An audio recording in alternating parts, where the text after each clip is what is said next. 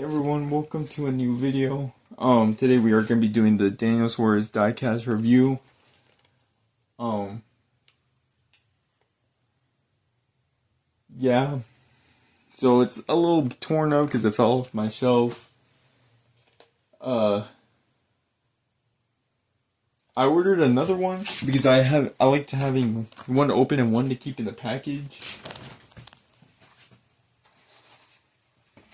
This is the one that came, but as you can see, it's like off the card already.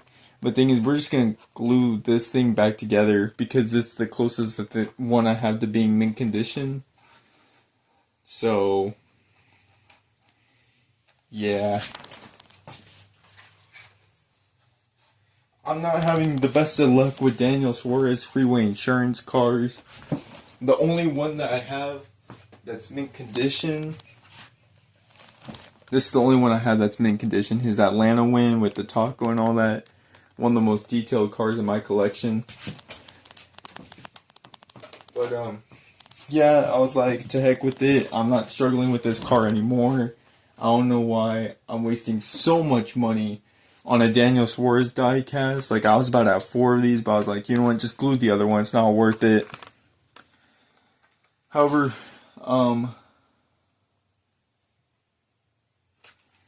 yeah. So here's this one. This one's 2024 Wave 4. We've been looking at a lot of Wave, or 2024 cars. Here's a car that, or here's all the cars in the Wave. I have only Daniel Suarez and the Harrison Burn car. The Harrison Burn car is an error in my collection. But there's Kyle Busch, Chris Buescher, Ryan Blaney, Austin Dillon, Zane Smith. Yeah, Harrison Burn, Daniel Suarez, Alex Bowman, Chase Elliott. So let's just unbox this now because I just want to get out of the way. So let's go ahead and do it. Actually, I think I've opened, well, I'm talking about cars in these packages because I've already reviewed the ISM Raceway car, and yeah, but this is the last. No, I've opened, scratch that, I've opened multiple other cars, but they're in my closet. So let's just open this one, get out of the way.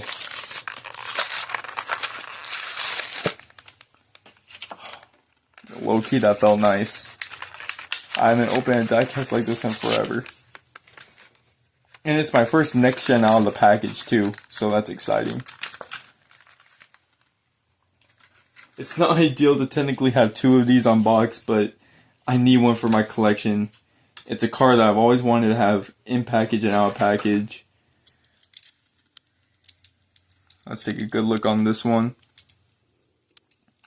There's the Chevrolet front end, Camaro. Ooh, this thing feels nice. What the heck? Finally having one loose, bro. A next gen car too. I can already see a little bit of defects, but that's okay. I don't really play with my diecast cars anymore. Anyways, there's a front end Chevrolet Camaro 99. I talked about this in my video. Well, for me, the way I'm filming this, it was filmed yesterday. I did my Walmart haul, and I talked about how the Camaros are changing bodies this year in real life and in diecast. It's going to be the Z01, basically the body kit car. It's going to have a raised hood scoop.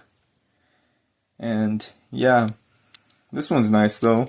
Yeah, the 99 on the small panel right here, Sunoco. On the other side, Sunoco. And you have a Trackhouse logo. On this side you have Goodyear, a little bit of a paint chip, NASCAR Cup Series 99, freeway.com, jockey,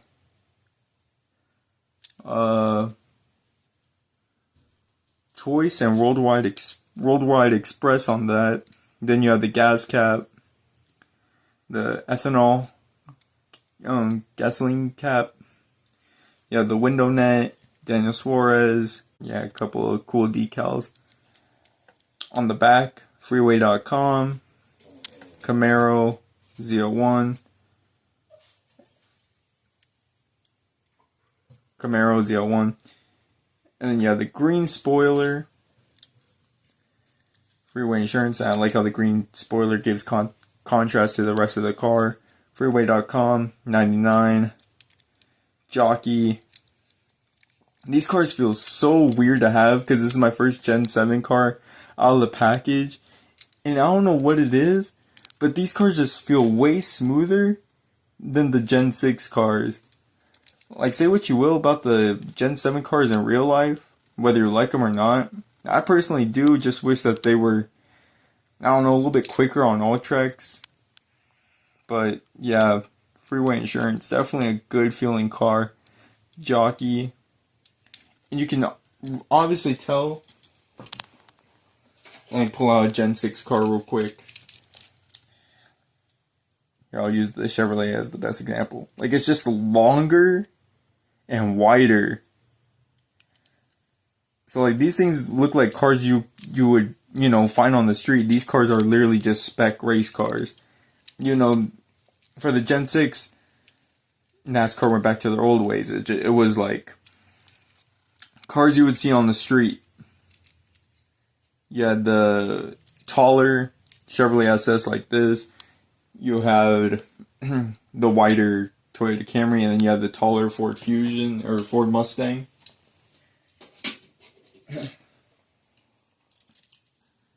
Yeah, this one's like really, really nice. So we looked at all the sides. Now let's look on the hood. Big Freeway insurance. With the louvers on the hood and the hood flaps. Big 99 with the roof flaps with freeway.com on the back. And right here on the name rail, it says Daniel Suarez with the Mexico flag. That's really cool. And yeah, that's it for this diecast review.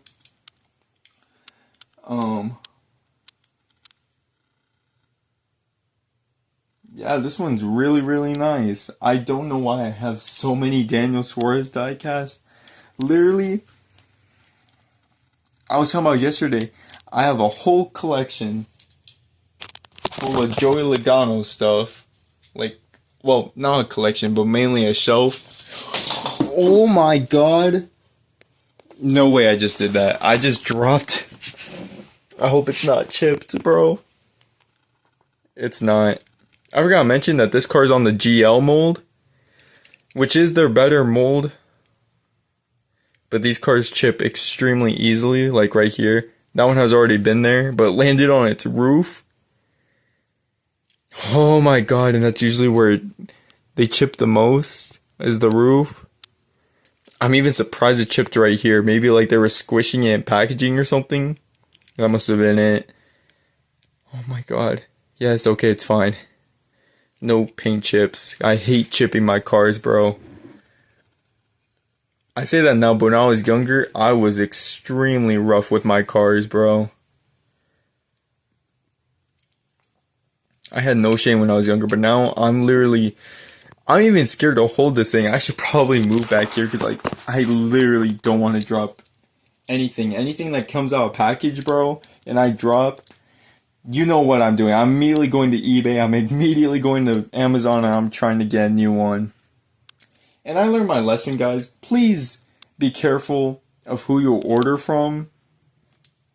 Because having two of these technically on box is not needed, bro. Like, low-key was all my fault to begin with. I shouldn't have dropped it. Like, even with packaged cars, like, I'm just scared to drop them. And when I dropped this car, my heart literally sank. I didn't cry or anything. Like, bro, I haven't cried in years. Good thing for me. But, yeah. I'm thinking if I want to do some comparisons. Yeah, we could do some comparisons. Let's do some more Gen 6 comparisons. So I showed you a 2017 Dale Jr. car. Here's a 2015 Jeff Gordon car. Just look at that, bro. How have we evolved?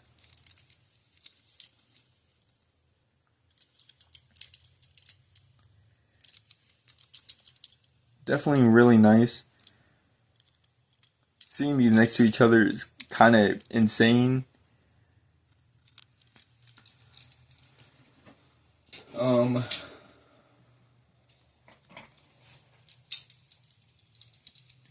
Here's don't know what year this is. 2014, 2015. I think this is a 2014 car.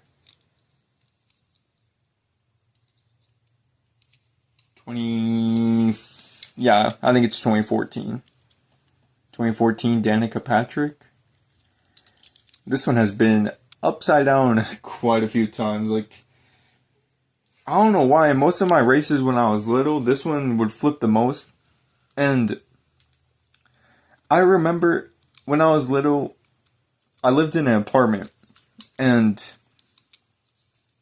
the kitchen area was so small, it was rectangular, right? Think of it as like a rectangular kitchen. You had refrigerators, freezers, stuff right here. You have the stove right here and cooking stuff.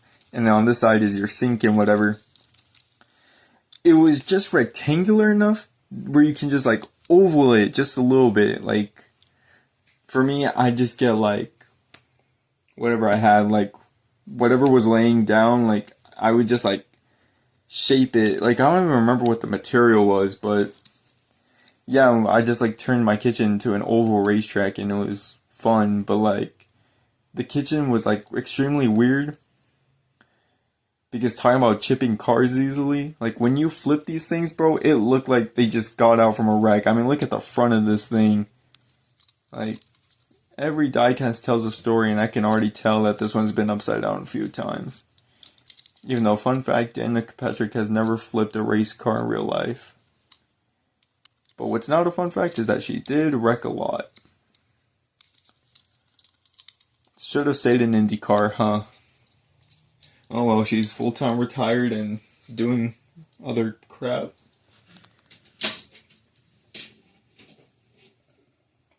This is the closest thing I have to a Gen 5. Chase Elliott's 2015. God, it was that long ago when he was racing this car. I was watching this car live on TV and basically dominate the season, bro. This thing's dusty too. Ugh. Dang, I saw that piece of dust fly on the camera. That's crazy. The heck? Yeah.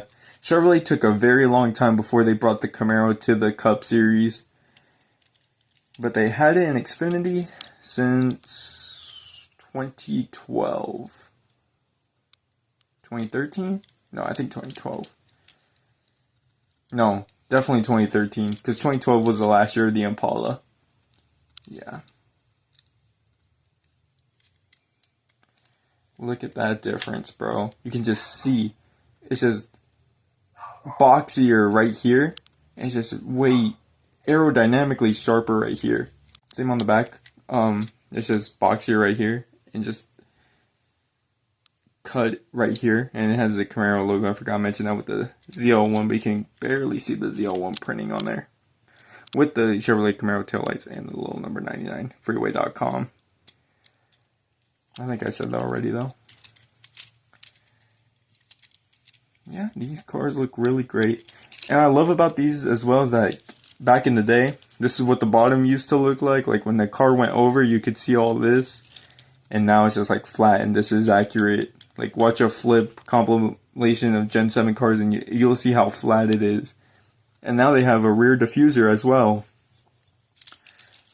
Back in the day, it was just your fuel cell, drive shaft, exhaust, camshaft, axles, and yeah, you had a lot of stuff under there. You could see part of the roll cage as well. And now you see absolutely nothing. Now they put Lionel Racing on everything. As you can see from the base, made in China, as all these cars are. But we're not done with the comparisons yet. But man, just look at that, bro. Now it's when we get shorter with the Gen 7 car. Oh, that looks so weird. Comparing this to an Xfinity car is just... Especially like a Gen 5 looking car.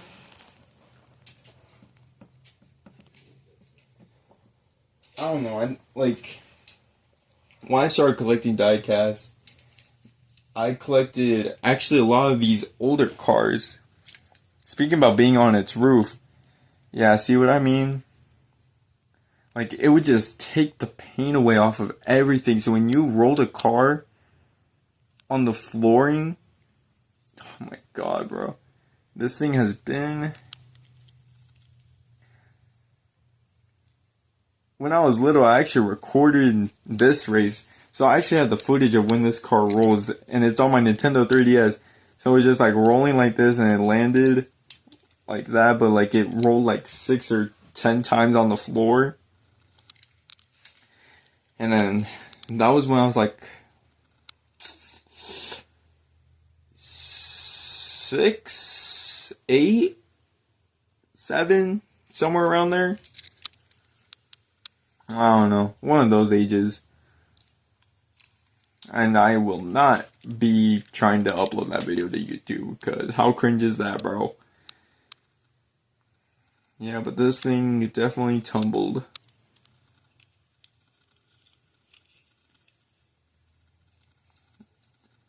I don't think Terry Labonte flipped in real life, though. Which is definitely crazy. But yeah, look at this. Gen 7 compared to a 1995. Yeah, I started collecting these before I actually started collecting Gen 6 cars. So just like how it is with Gen 7 cars now, I don't know what it is. Every time there's a new generation of stock cars, I cannot get a lot of those generation of cars until like years until we're what's the word I'm looking for? Used to it, like man, we're already what, 4 years in with this current Gen 7 car. And I'm finally getting used to it that I can just like buy all the diecasts. That's what was in shelves now. But in 2022, since they came later in the year, I was just stuck in Gen 6 cars. And that's why I don't have any Gen 5 cars, because I wasn't old enough to be collecting those yet. Probably for the better, because if I got a hold of those Gen 5 cars, and since all of them are now super rare now, you're going to have to put over $50 to even like $300 to some Gen 5 cars today, which is absolutely insane. And for the bigger ones, it's even worse, like the 124 scale ones. It's so difficult, man. I want some Gen 5 cars, especially the rear wing version. But yeah, it's definitely nice to have some variety of generations in your collection, though. I gotta say, these new wheels are nice. Yeah, the new center lock lug nuts, and they modeled it perfectly. Because if you look, let me bring out the Dale Jr. one, because I don't know, this one's just like the best comparison out of all of them, because again, it's a Chevrolet.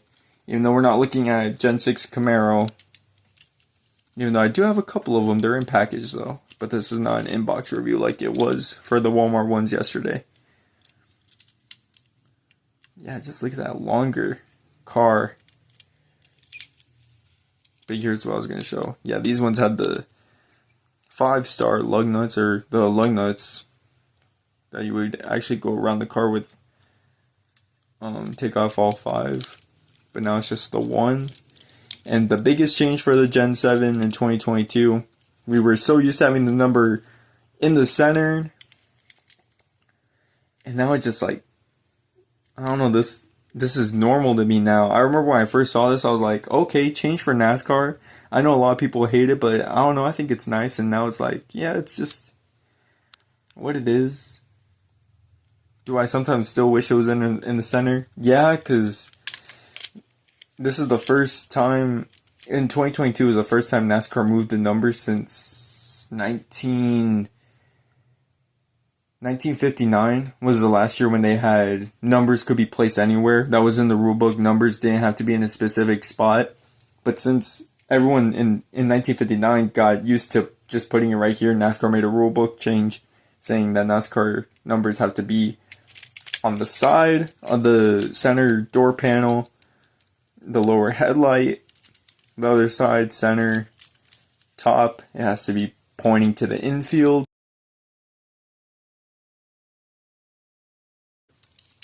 On the rear, it needs to be on the lower tail light. That's been part of the rulebook since 2021. But now the rulebook has it underneath the headlight, forward, all the way to the fender for the number pointing towards the infield. Then you have it on the other side to the fender and to the back underneath the taillights. Doesn't matter which side, it just needs to be underneath the tail and headlight. But whatever. This is a great car. I love the colors. The blue, the green, the white. And it'll look actually really refreshing. Because low-key, I don't have a lot of white race cars. And since this one has white, green, and blue, it'll definitely level up what's happening right here. I mean, you see some... Okay, don't mind the Le Mans cars in the back. Just look at the NASCAR stuff. There's only a little bit white on this one, a little bit white on this one. White number, a little bit white, a little bit white, a little bit white. No, faded white, a little bit white, no white, a little bit white. So, I don't know. It's definitely a nice change. Even though I do love my darker cars and my brighter cars. So this one will look real nice and it'll definitely be refreshing to look at my collection. So thank you guys so much for watching. Bye.